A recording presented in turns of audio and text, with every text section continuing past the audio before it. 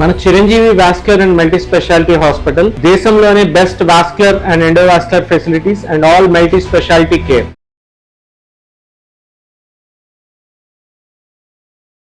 ఈ stem cell therapy అంటే ఏంటి సార్? ఇప్పుడు ఈ బడ్జెట్స్కే చేస్తారా, ఇంకా ఎవరికి చేస్తారా ఏంటి? ఎక్కువగా వింటున్నాం సార్ ఈ స్టెమ్ సెల్ థెరపీ ఏంటి అని. ఇప్పుడు స్టెమ్ సెల్ అనేది ఒక కొత్త ట్రీట్మెంట్ వాస్కులర్ లో అని చెప్పుకోవచ్చమ్మా. Okay sir. సో ప్రతి చోట మనం స్టెమ్ సెల్ కానీ రీజనరేటివ్ థెరపీని వాడము. ఏదైతే స్ట్రైట్ ఫార్వర్డ్ మన రక్త ప్రసరణ ఓపెన్ చేయగలిగినట్టయితే న్యాచురల్ ఏదైతే గొట్టాలు ఉన్నాయో ఆ గొట్టాన్ని మనం ఓపెన్ చేసి బ్లడ్ వెజల్ ని రీకాన్యులేట్ చేస్తాం అనమాట. మళ్ళీ బ్లడ్ దానికి సరఫరా అయ్యేటట్టు మనం చూస్తాము. అలా చేయటం యాంజియోప్లాస్టీ ద్వారా కానీ బైపాస్ ద్వారా కానీ చేస్తాము.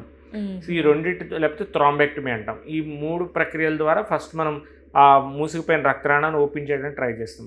కానీ కొన్ని సందర్భాల్లో ఇందాక మనం మాట్లాడుకుంటున్నప్పుడు అడ్వాన్స్డ్ వాస్కులర్ డిసీజెస్లో మనం రక్తనాళాన్ని ఓపెన్ చేయలేకపోవచ్చు. సో అలాంటి సిచ్యువేషన్స్లో మనకి ఇదివరకు ఓన్లీ యాంపుటేషన్ ఒకటే మార్గం. ఇప్పుడు ఈ కొత్తగా వచ్చిన స్టెమ్ సెల్ థెరపీ ఏంటంటే జీవకణాలు అంటారు వీటిని. సో ఎప్పుడైతే ఆ సెల్స్ని ఐసోలేట్ చేసి మనం దాన్ని అలాంగ్ ది బ్లడ్ వెజల్ మనం ఎక్కియటం అనేది జరుగుతుంది. బ్లడ్ వెజల్ చుట్టూ తర్వాత కాఫ్ మజిల్ అంటాం మన కండ, ఆ కండలో కూడా మల్టిపుల్ ఇంజెక్షన్స్ ఇస్తాం. ఈ స్టెమ్ సెల్ థెరపీ -డిగ్రీస్లో మనం ఇక్కడికి ట్రాన్స్పోర్ట్ అవుతుంది కోల్డ్ చైన్లో. ఎందుకంటే ఆ కణాలు మనం మామూలు నార్మల్ టెంపరేచర్ రాగానే చనిపోతాయి. సో మనం అది తీయటం కూడా ఒక పెద్ద గ్లవ్ వేసుకొని ఆ -300 డిగ్రీస్ దానిలోంచి ఒక నైట్రోజన్ దానిలో స్టోర్ బాక్స్లోంచి వస్తుంది. పెద్ద వెహికల్ నుంచి వాళ్ళు ట్రాన్స్పోర్ట్ చేస్తారు. ఇది most of the times Bengaluru నుంచి ట్రాన్స్పోర్ట్ అవుతుంది. బెంగళూరు దగ్గర అంటే డిఫికల్ట్ ట్రీట్మెంట్ అనుకోవచ్చా సార్? చాలా ట్రీట్మెంట్ డిఫికల్ట్ కాదు, కానీ ఇంకా పూర్తిగా అందుబాటులో లేవని మనం చెప్పొచ్చు. సో అక్కడి నుంచి మనకి ట్రాన్స్పోర్టేషన్ వస్తే అప్పటికప్పుడు మేము మళ్ళీ థియేటర్లో తీసుకొని దాన్ని థా చేస్తాం, అంటే దాన్ని ప్రిపేర్ చేస్తాం. ఆ కణాలను మళ్ళీ యాక్టివేట్ చేస్తాం. ఎప్పుడైతే మనకు ఆ కణాలు యాక్టివేట్ అయినాయో సో ఆ కణాలని చక్కగా అక్కడ రక్తనాళాలకి ఎక్కించుకుంటా వస్తాం. సో దీనిలో పేషెంట్కి అడ్వాంటేజ్ ఏంటంటే మేజర్ సర్జరీ లాగా ఏమి ఉండదు. ఇంజెక్షన్ తోనే ట్రీట్మెంట్, జస్ట్ ఇంజెక్షన్ తో ట్రీట్మెంట్ చేస్తాం. వాళ్ళకి మామూలుగా బైపాస్ అంటే ఏదైనా కట్ చేయడం, లేకపోతే యాంజియోప్లాస్టీ అంటే లోపల సూది గుచ్చి ఇవన్నీ ఇలాంటివి ఏమి ఉండవు. చిన్న నీడిల్తోనే ట్రీట్మెంట్ చేయొచ్చు. లోకల్ అనస్థీషియాలోనే అయిపోతుంది. సో మేజర్ రిస్క్ ఫ్యాక్టర్స్ ఏం లేవు, మేజర్ సైడ్ ఎఫెక్ట్స్ లేవు, మేజర్ కాంప్లికేషన్స్ ఏమి ఉండవు. సో ఇలాగా అన్ని అడ్వాంటేజెస్ అనే చెప్పుకోవచ్చు. కాకపోతే రిజల్ట్స్ ఫస్ట్ నార్మల్గా ఫ్లో వచ్చినంత రిజల్ట్ దీనిలోంచి ఎక్స్పెక్ట్ చేయలేము. బట్ స్టిల్ మనకి ఎక్కడ వేరే మార్గం లేని పక్షాన మనకున్న ఏకైక మార్గం stem cell or regenerative therapy అని కూడా మనం చెప్పుకోవచ్చు. ఇలాగా మనం చాలా మంది పేషెంట్స్ని చిరంజీవి హాస్పిటల్లో కాలు వేళ్ళు తీసేయాల్సిన వాళ్ళలో ఈ స్టెమ్ సెల్ ఇచ్చి కూడా కాపాడిన కేసెస్ చాలా ఉన్నాయి. కొంతమంది సక్సెస్ రేషియో మంచిగానే ఉందమ్మా. అంటే ప్రైమరీగా చేయము, బట్ ఎవరిలో ఇంకా ఏ మార్గం లేదు వీళ్ళకి ఇంకా నేను ఇది కూడా చేయకపోతే కాలు 100% పోతుంది అనే వాళ్ళల్లో మాత్రమే మనం ఈ స్టెమ్ సెల్ అనేది ఆప్ట్ చేసుకుంటాం.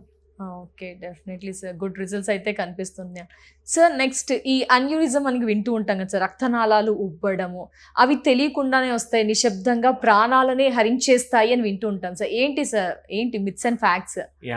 ఈ ఎన్యూరిజం అనే దాని గురించి కూడా అవగాహన ఒకటి లేకపోవటము, మరియు త్వరగా పేషెంట్ కూడా తెలియదమ్మా. లోపలే ఉబ్బి సడన్ గా అది ఎప్పుడైతే రప్చర్ అయ్యి సడన్ గా ప్రాణం పోతుంది. అసలు ఎన్యూరిజం అంటే ఏంటంటే మన రక్తనాళం యొక్క స్ట్రక్చర్ కొన్ని మార్పులు చెందడం వల్ల సడన్ గా ఒక బెలూన్ ఉబ్బినట్టు ఉబ్బిపోతుంది అక్కడికక్కడ. సో అలా ఉబ్బిపోవటం వల్ల ఏమవుతుందంటే దాని యొక్క పటిత్వము మరియు శక్తి కోల్పోయి ఆ ప్రెషర్కి ఎప్పుడైనా బర్స్ట్ అయిపోతుంది.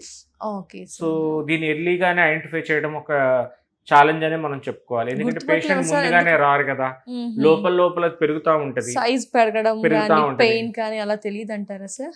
సైజ్ కొన్ని భాగాల్లో మనకి బయటకు కనిపిస్తుంది అమ్మా. లైక్ లాస్ట్ వీక్ మనం ఒక పేషెంట్ పెద్ద ఆయనలో ఆపరేట్ చేస్తాం, ఇంకా మన హాస్పిటల్లోనే ఉన్నారు. పాప్యులేటరీ ఎన్యూరిజం అంటాం, అంటే మోకాల కింద భాగాన రక్తనాళం ఉబ్బిపోతుంది, పాప్యులేటరీ. సో అక్కడ మనకి బయటికి ఒక ఉబ్బులాగా కనిపిస్తుంది. అది ఏదో సిస్ట్ అని అనుకుంటున్నారు, బట్ అట్లీస్ట్ సిస్ట్ కోసం డాక్టర్ దగ్గరికి వెళ్తే లేదు ఇది కొద్దిగా తేడాగా ఉంది, టక్ టక్ అనే రక్తనాళం కొట్టుకుంటుంది, ఇది నార్మల్ సిస్ట్ కాదని చెప్పి వాస్కులర్ సర్జన్ దగ్గరికి ఆ కేసు పంపించడం జరిగింది. లక్కీగా కొంతమంది ఏం చేస్తారంటే చిన్న సిస్టే కదా అని ఓపెన్ చేస్తారు, అక్కడికక్కడ పగిలిపోయి చనిపోతారు, పేషెంట్ చనిపోతారు, డాక్టర్కి అది పెద్ద ఛాలెంజింగ్ కేసు అవుతుంది సర్జన్స్కి. సో అలా కాకుండా మనకి ఇలా బయటకు కనిపించిన ఎన్యూరిజమ్స్ లైక్ బ్రేకియల్ ఎన్యూరిజం కానీ పాప్యులేటెడ్ ఎన్యూరిజం కానీ ఇలాంటి ఎన్యూరిజమ్స్ అన్ని బయటకు కనిపిస్తాయి. అంటే కాళ్ళలో చేతుల్లో వచ్చే రక్తనాళాలు ఉబ్బులు కనిపిస్తాయి ఎన్యూరిజం.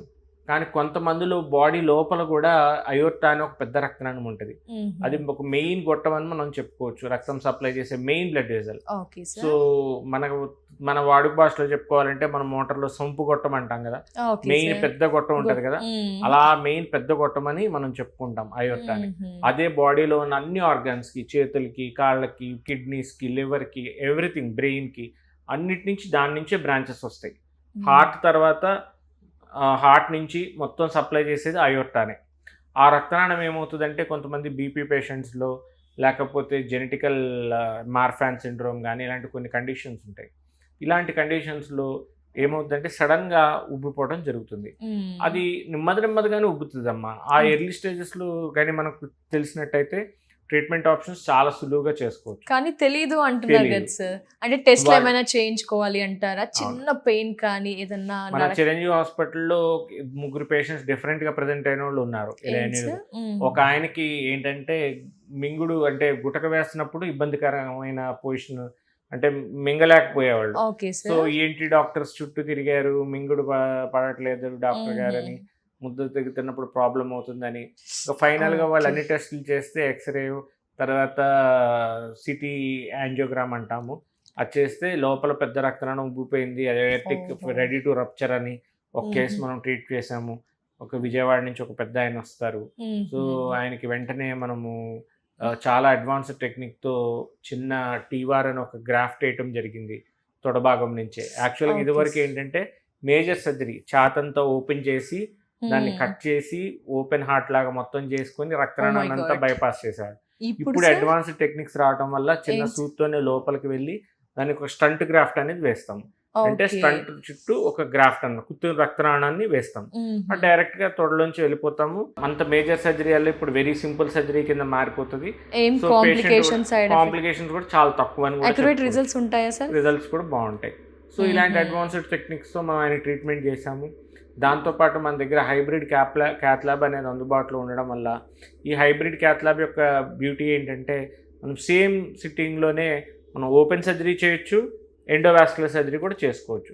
సేమ్ అదే పేషెంట్కి మనము హైబ్రిడ్లో టీవార్ అనేది చేసాము, మెడ నుంచి కెరోటిడ్ టు కెరోటిడ్ బైపాస్ కూడా చేయడం జరిగింది.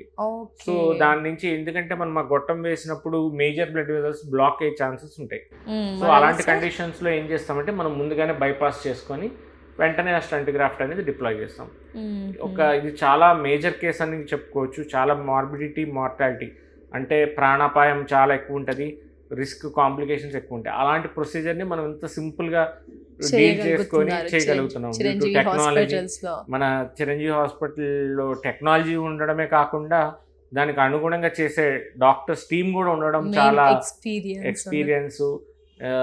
నేను ఎక్కడైతే ఫారెన్లోనే ఇవి అందుబాటులో ఉండేది వరకు, నేను ఎక్కడైతే ట్రైన్ అయిన యూరోప్ వాటిల్లోనే అక్కడ వరకే చేసేవాళ్ళు. కానీ ఇప్పుడు ఇండియాలో కూడా అలాంటి అడ్వాన్స్డ్ ట్రీట్మెంట్స్ చేయగలుగుతున్నామంటే టెక్నాలజీ తీసుకురావడమే కాకుండా దాని ట్రైనింగ్ కూడా చాలా ఇంపార్టెంట్. మనకి ఎక్విప్మెంట్ ఉన్నంత మాత్రాన అందరూ చేస్తారు. అదే సార్, ఎందుకంటే చాలా హాస్పిటల్స్ లో ఎక్విప్మెంట్స్ చూసిస్తున్నాము, బట్ దాని గురించి అవగాహన, అవేర్నెస్, ఎక్స్పీరియన్స్ ఉండాలి. ఎక్కడ వాడాలి, ఎలా వాడాలి, ఎక్కడ యూజ్ చేయాలనే స్కిల్ కూడా చాలా ఇంపార్టెంట్. అలాంటి హైబ్రిడ్ టెక్నిక్స్ కూడా మనం వాడటం జరుగుతుంది. అండ్ మనకి వాస్కులర్ టీమ్ కూడా పెద్ద టీం ఉంది ఇక్కడ. సీనియర్ మోస్ట్ వాస్కులర్ సర్జన్స్ నాతో పాటు డాక్టర్ లక్ష్మీనారాయణ గారని, అనిల్ గారని, తర్వాత ఇంకో బాబు గారని, మల్టిపుల్ భార్గవ్ డాక్టర్స్ చాలా మంది టీం కూడా ఉండడం, దీనిలో అనుభవజ్ఞమైన టీం నా కింద ఉండడము, అందరం కలిపి చేయటం వల్ల రన్ చేసే విధానం అంతా కూడా ఎక్స్పీరియన్స్ ఉంటుంది. సో ఆ టీం వర్క్ వల్ల మంచి రిజల్ట్స్ మనం ఇవ్వగలుగుతున్నాం అని కూడా చెప్పుకోవచ్చు. నాట్ ఓన్లీ ఎక్విప్మెంట్ బట్ ఆ డాక్టర్స్ టీం కూడా పర్ఫెక్ట్గా మేము అందరం ఎగ్జిక్యూట్ కూడా చేయగలుగుతున్నాం. లేకపోతే ఇలాంటి కాంప్లెక్స్ కేసెస్లో రిజల్ట్స్ ఆర్ వెరీ పూర్. మన టెక్స్ట్ బుక్ ప్రకారం చూసుకుంటే చాలా హై మార్టాలిటీ కేసెస్ ఇవన్నీ. బట్ స్టిల్ లక్కీగా భగవంతుడి దయ అని చెప్పుకోవచ్చు, టైం బాగుందని చెప్పుకోవచ్చు. నథింగ్, ఒక్క మార్టాలిటీ కూడా లేకుండా ఇలాంటి కాంప్లెక్స్ కేసెస్ అన్ని మనం చేయడం జరుగుతుంది చిరంజీవి హాస్పిటల్.